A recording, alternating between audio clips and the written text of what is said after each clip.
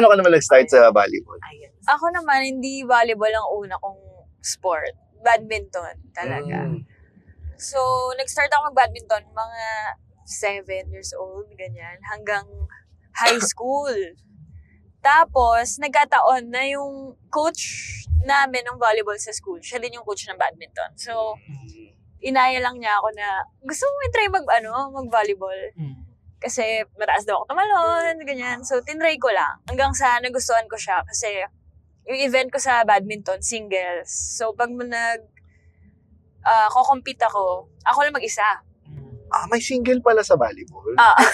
Gagay sa... Badminton pala, sorry. Badminton. Sabi ko ba volleyball? Ay, badminton. Play BTR.